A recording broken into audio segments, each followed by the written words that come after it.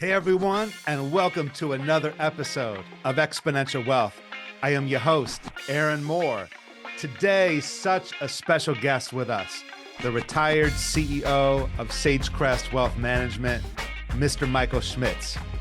Michael has been a huge reason that I have this career, joined the firm, and have had such success in my time as a financial advisor. Michael Schmitz, CEO Emeritus of SageCrest Wealth Management, CEO for over 15 years, an advisor for 30 years, quite an illustrious career, and probably one of the top reasons that I joined SageCrest and actually joined this career. Michael, it's a pleasure to see you. Thank you, Aaron. Nice to be here. Yeah. Where are you? What's going on? You look like you're camping, but is this your new home? Yeah. So I'll give anybody, if they can honestly point to Fernwood on a map without Googling it first, I'll buy them a round of drinks at the local watering hole. Okay. Fernwood, Idaho, closer to Canada than California, about 1,000 miles north of where you're at right now, Aaron. Right. And we're on our little 15-acre parcel, and we are building our retirement dream home over my right shoulder here, and one day at a time, and the dream is becoming a reality. Michael, for the length of time that I knew you, you lived in San Jose. We worked here in San Mateo, Foster City. How the heck did you find the woods in Fernwood, Idaho? How did that happen? Well, first of all, have to admit that the Bay Area was very, very good to my wife, Linda, and I in terms of our lives. I was able to build what I think was a very successful business. Linda was able to retire early because of a successful business, and all of that happened because of just the sheer number of people in the Bay Area. So right now, in the county that I'm in right now, Benewah County, Aaron, there is less than 6,000 people. I think that there are folks listening to this podcast today that are in office buildings that have more people than this county has. Right. I was going to say, you have more raccoons than people in Fernwood. Exactly. We wanted very much to be out of the urban area and get into a rural area. So we had searched, Linda did all the searching for this, and this was basically kind of the last state that we were going to check out for our retirement dreams. And long story short, we drove up onto this property. She got out of the car with a realtor, took one look at the view out there, and started crying. Said, "We're home." And so that was 2005. We bought the land then and camped on the land for a number of years, and when we could, and then slowly but surely started building our retirement dream up here. And knock on wood, the business has been successful enough for us that this is 100% debt free. So able to sell out down in the Bay Area, and so no debt and living the dream. Living the dream.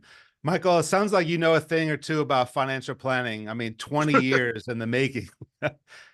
So listen, I mean, you were one of the main reasons that I joined this career. It was Matt Bond. It was interviewing with him. It was Anthony DeRegolo. It was Joe Winslow, Justin Skelton, and all the other folks. Cara, of course, the owners and leadership here.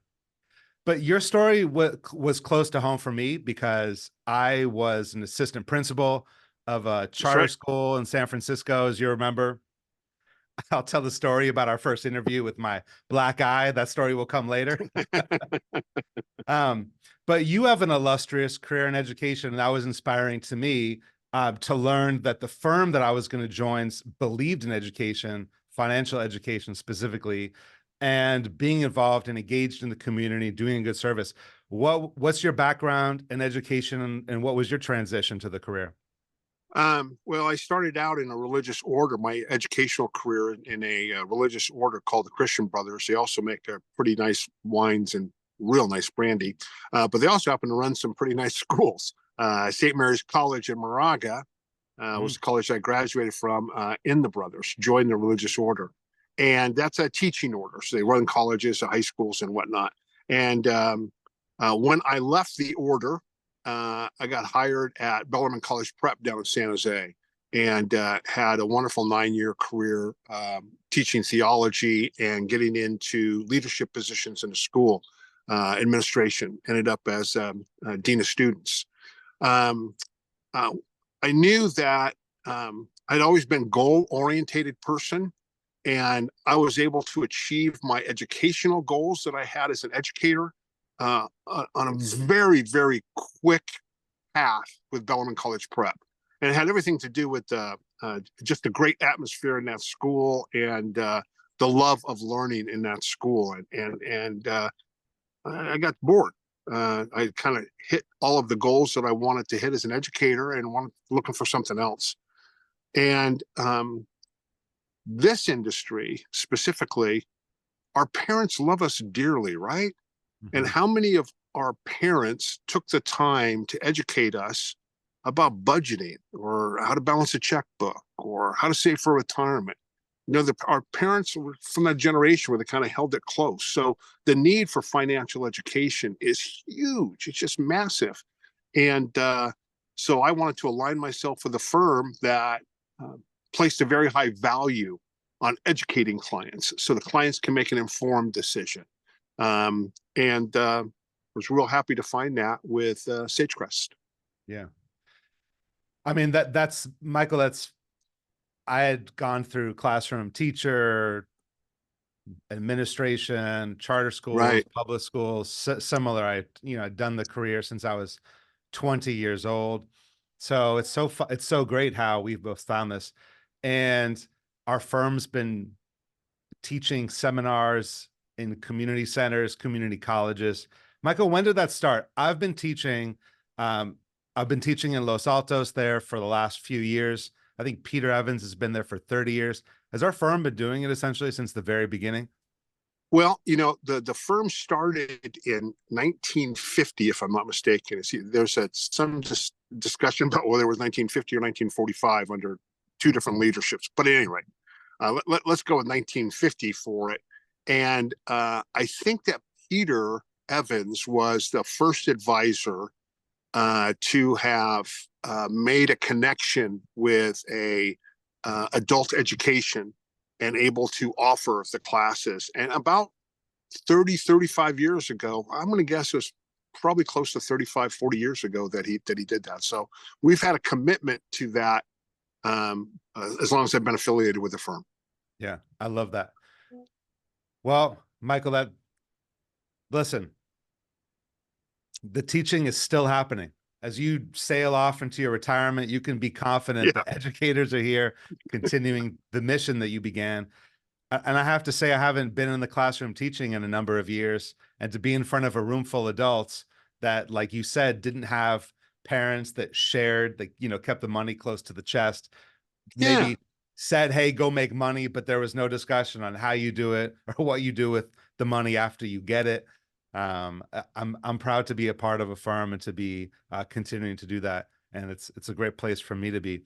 How is leaving the Bay Area? I mean, as you're approaching retirement, we don't have to get into the weeds on the transition from your career. By the way, it was 1990 to 2020. That's very even numbers. I like that. Very, compartmentalized career. How has it been? We plan for a living. That's what we do. Yes. We plan for a living, Aaron, right?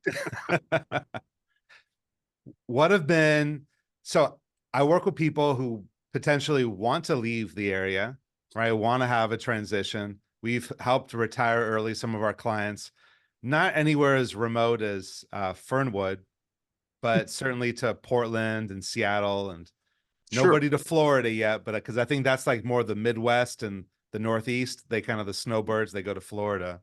Ours is you go to the Pacific Northwest, right? That's kind of our Florida. Or Arizona, right? Right. A lot of folks retire south they want that warm weather stuff. What's been the most exciting and the most challenging thing about transitioning to retirement for you after working for so long? That's a good question. I don't know that I would categorize any of the life experiences that I have in terms of the transition from working to being fully retired as challenges. I want to characterize them as that.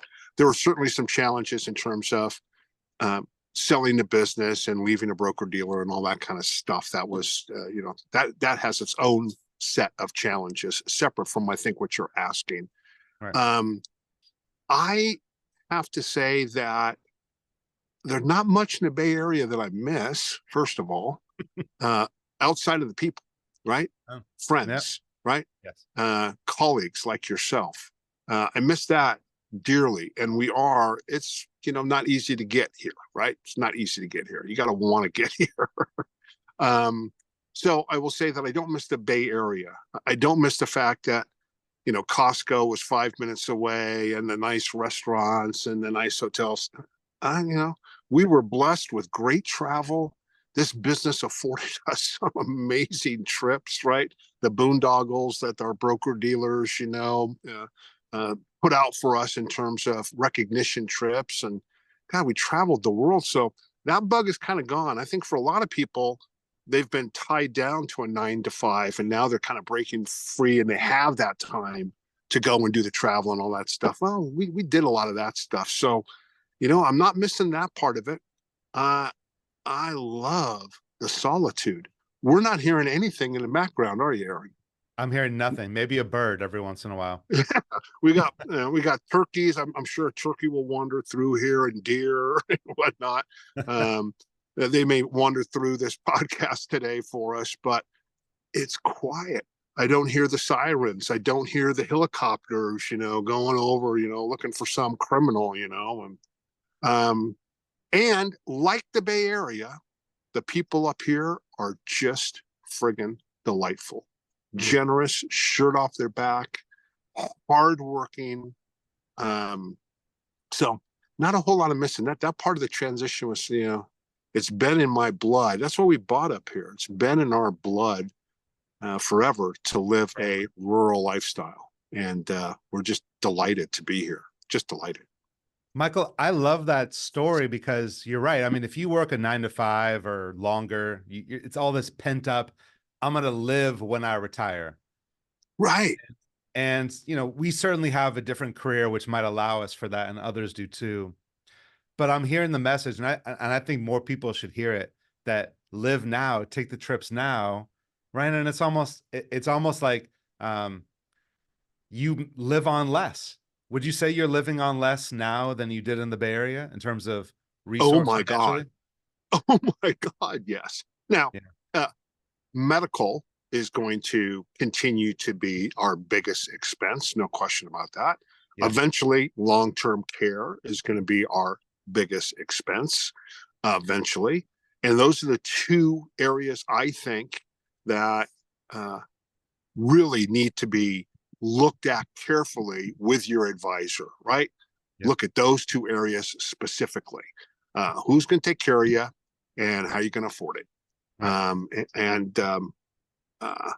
Other than that, if you're, you've done a good job with working with your advisor pre-retirement, then hopefully your house is paid off, right? And if you're in the Bay Area and you want to move out of the Bay Area, well, you're in the bird dog seat, right? Because the values of homes there versus the value of home here or places like this, there's no comparison. Why do people move down to Arizona and Florida? It's cheaper. It's cheaper than New York City and San Francisco. That's why. Right. So lots of advantages to having some of that stuff taken care of before you really embrace your retirement. Trying to do it in retirement is challenging because you're on a fixed income. Yep. Okay. So let's stay there for a second, Michael. This is your career for a long time, but now you've actually done it yourself, right? It's kind of funny. I think about, I'm speaking to a room full of 60-year-olds about retirement, and I'm 20 years their junior. Right. But I mean, if you know where you're going, then you'll get there. So I'm confident in the sense that I have you and other mentors and I have my own parents, right, that I've been able to learn from.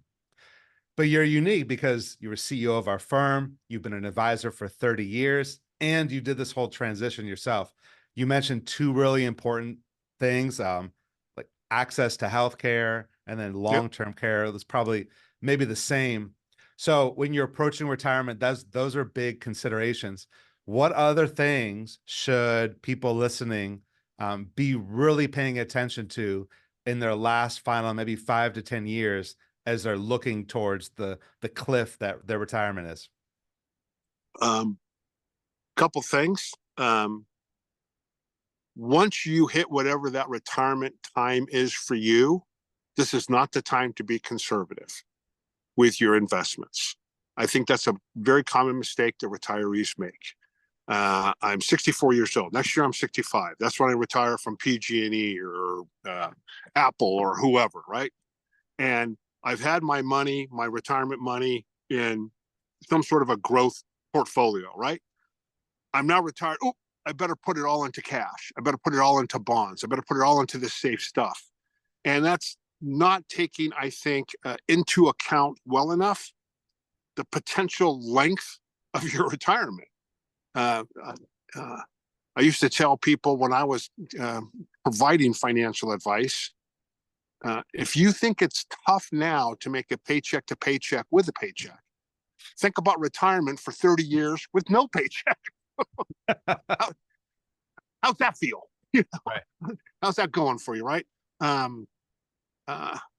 So, if I've taken halfway decent care of myself in my 60s, I've got a very good possibility of at least seeing my 80s, right? So that's 20 years, no paycheck.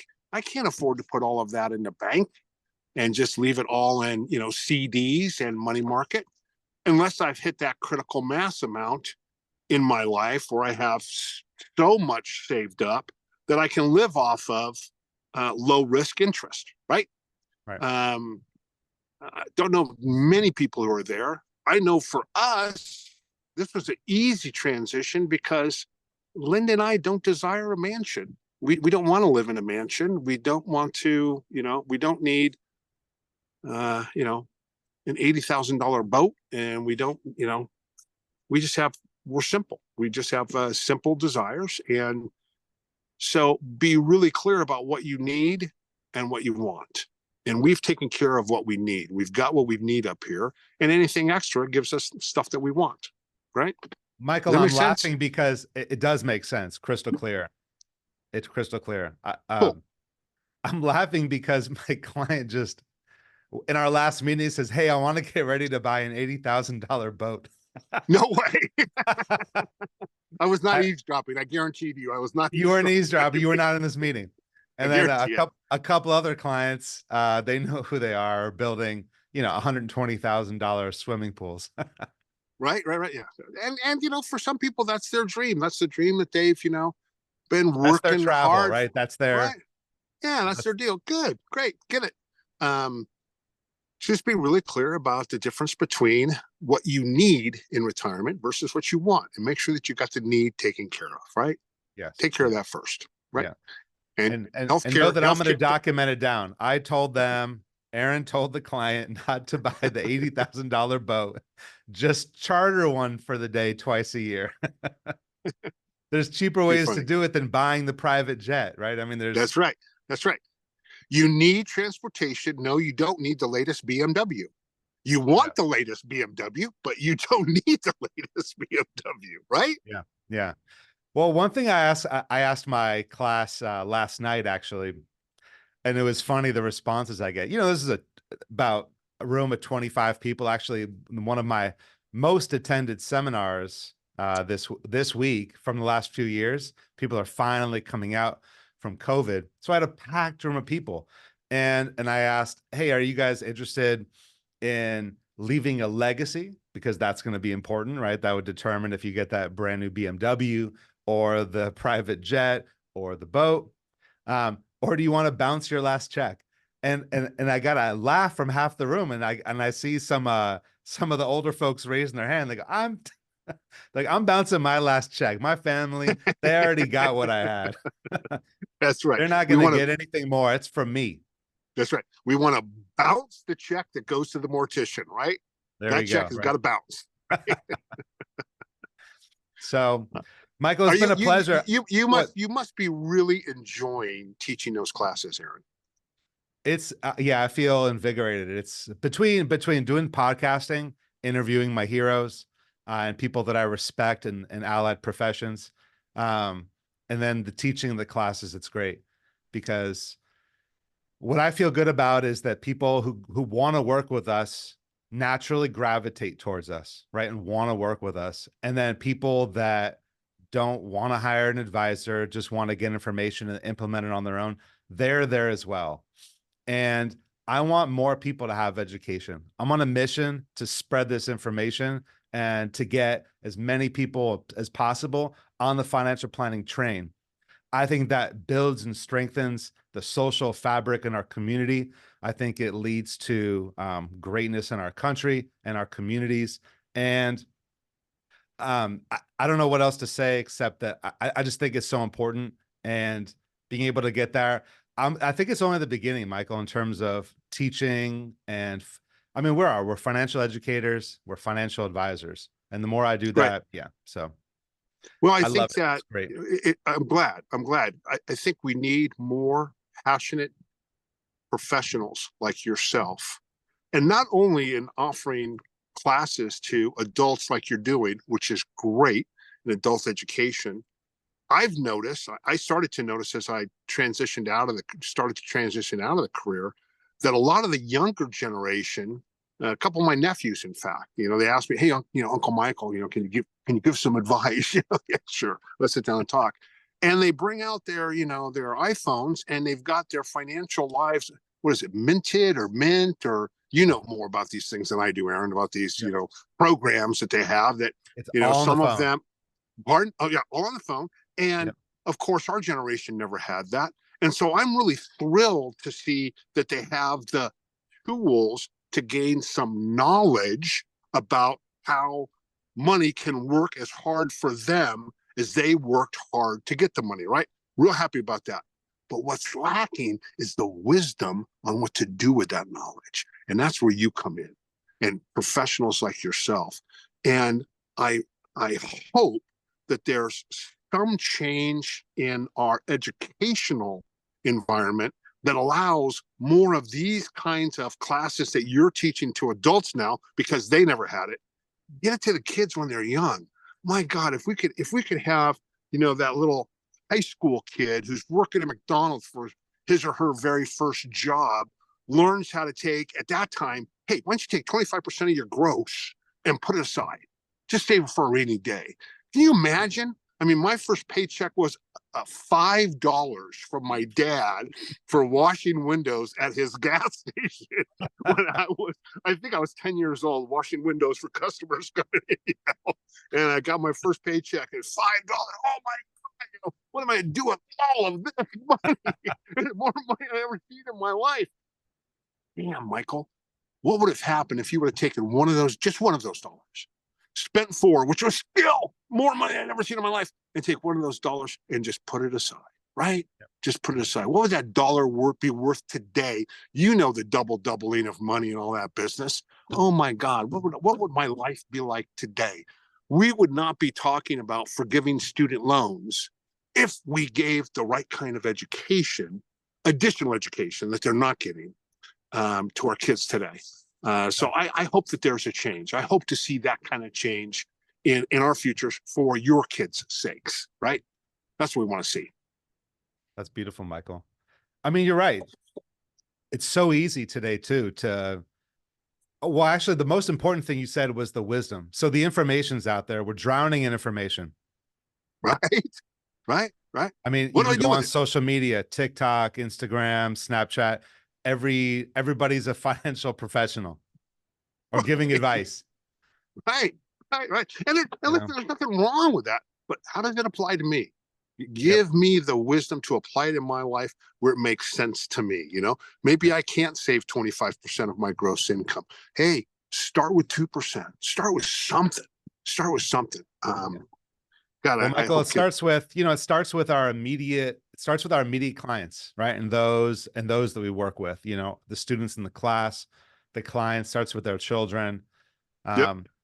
Now, I mean, the Roth IRA wasn't even in existence, like before 1998, right? So if you work anywhere, I mean, gosh, you could make $100,000 in and out, I think, with with the minimum wage here in California. And they pay Yeah. 24 bucks an hour. Yeah, there you go. There you Um, go.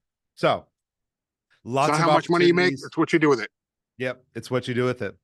Michael, final talking point for us before Sure, I let you go, because sure. it looks like it's a beautiful day there, and I know you got your rig behind you, and you're probably on to your next project. Rig is truck in Idaho, okay? Well, yeah. Today I've got to service my chainsaws. I got to Nice. do some cutting tomorrow, and don't do it with a dull saw. A sharp saw makes the job a whole lot easier. Sharpen that saw, baby. Yeah. Hey, let's sharpen our minds too. I like sharpen the Right saw, on, sharpen right the on. mind.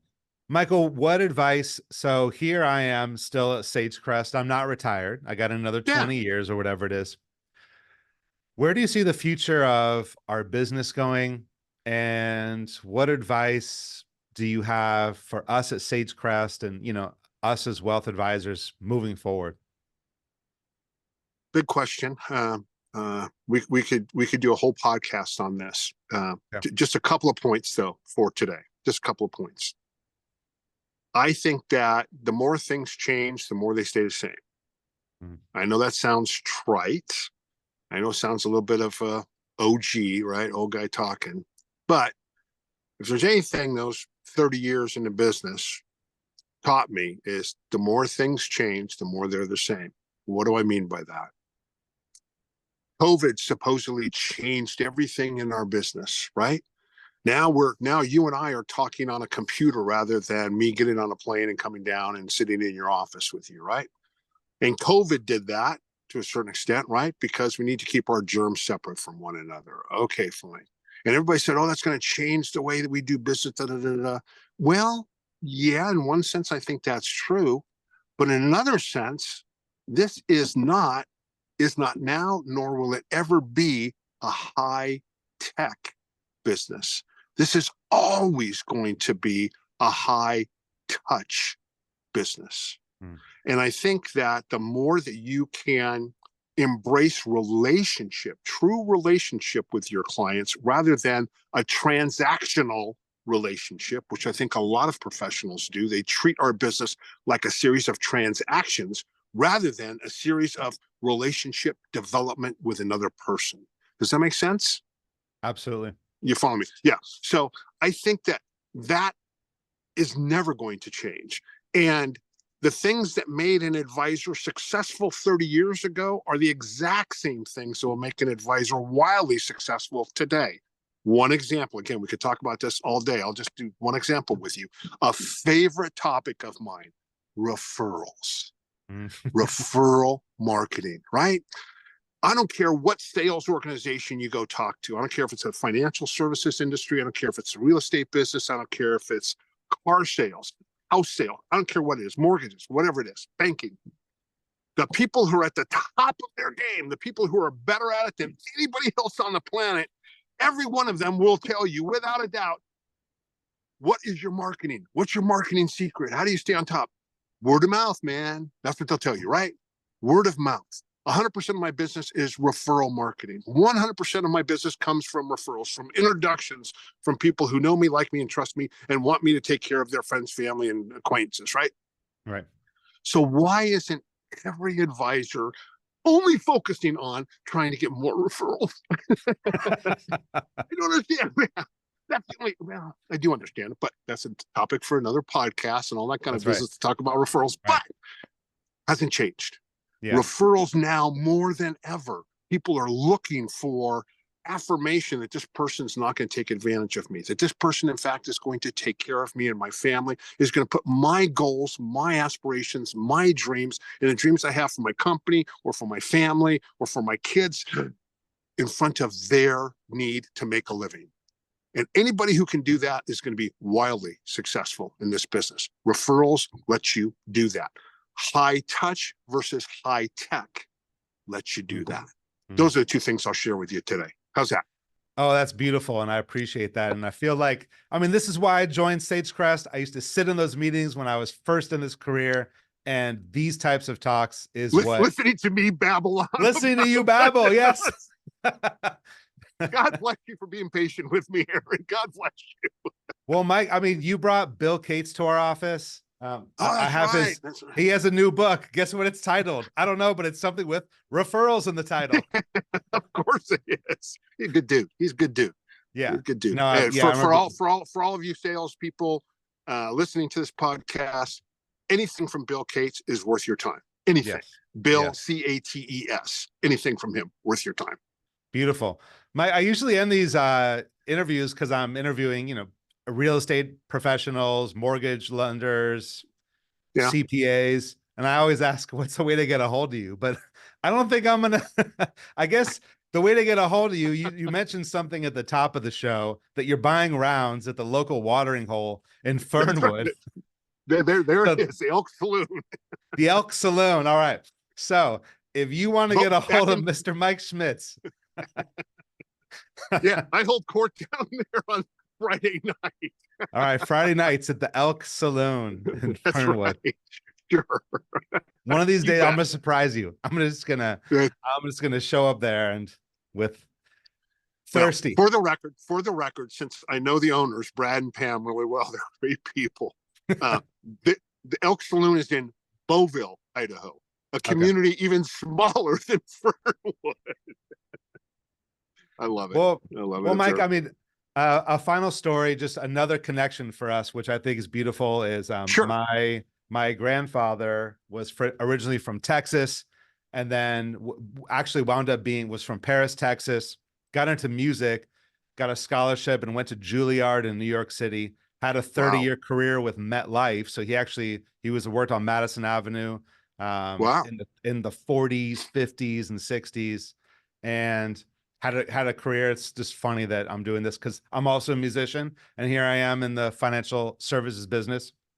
But he would vacation with my dad to Idaho to go rainbow trout fishing. And I went as a kid, got to put the worm on the hook. I didn't quite like that as a 5-year-old, but I have beautiful memories of Idaho, and I would love to come visit and experience the beautiful life that you've built there.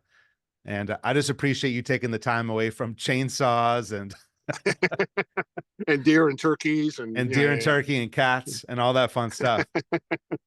Hey, Aaron, always a pleasure to catch up with you. Thank you so much for asking, and hope you have a phenomenally successful day and a phenomenally successful year this year.